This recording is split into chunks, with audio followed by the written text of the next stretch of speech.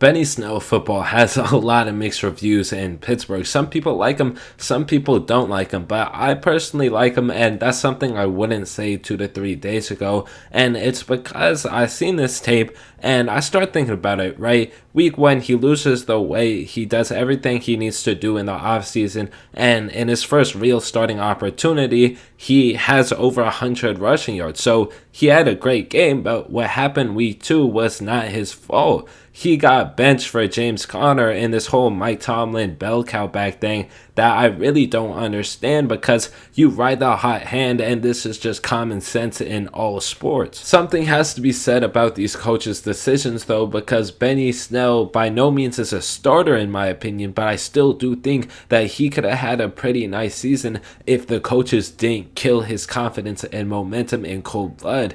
Now, this happens a lot with the Steelers. We saw it with Kevin Dotson. Kevin Dotson comes in, has a great week, but the moment Matt Filer is back, Matt Filer gets the job, even though we all know that Matt Filer is not better than Kevin Dotson. So let's get into why I think Benny Snell was underused, or better phrasing, not utilized in the right way. Right here, it's going to be a little slip screen out of the backfield, but the thing I don't understand is, why would you play Benny Snell on a screen set when he barely got any reps that game? And this isn't going to be a confidence booster, and this is not how he plays Benny Snell football. So that was really confusing for me, and I would look back on other tape like this play, and it was the exact same thing. He picked up 3 or 4 yards, but I just don't feel as if this is how he should be utilized. If you want a running back that can catch passes out of the backfield on screenplays,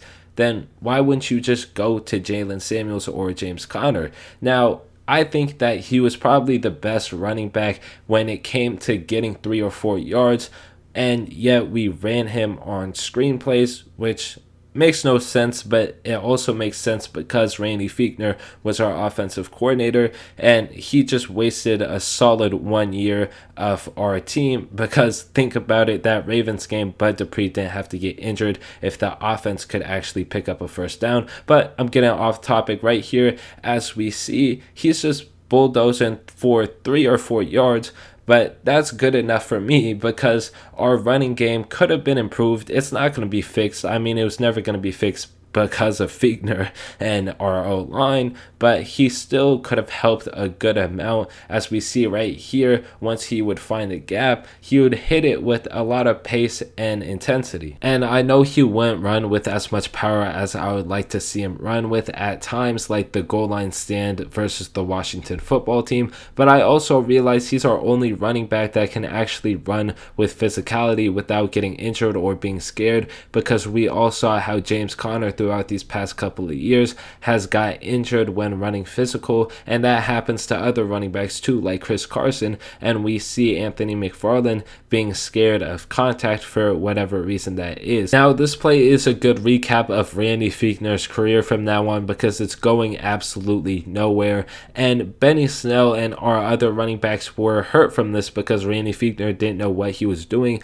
and our O-line wasn't the best at blocking, compiled with Mike Tomlin's bad decisions to start Filer over Dotson. So it was just all a recipe for disaster that I would like to forget. Right here is what I would like to see change from him. He has to punch this in. You know, you have a struggling O-line. This is okay blocking, but you have space there, right? You have space and your power back in the 1 yard line. So to me, this is, you got to go out there and use your power. But for the most part, Benny Snell was solid, as I said, and I think that coming into 2021, he'll probably be our number 3 back. Right here, he's just going to get the space that the offensive line is giving him. Just follow your blockers, and that's a solid run right there. With our other running backs, sometimes they just wouldn't get what was right in front of their face. They wouldn't follow their blockers. They try to create something special, even though they're not a special running back, and usually that wouldn't end up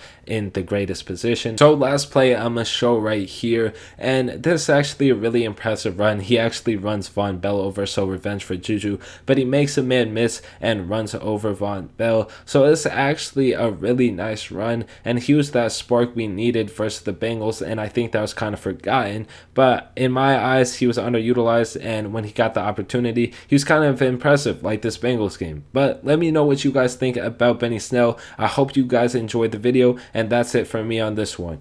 Peace. Also, a lot more draft coverage and content coming soon.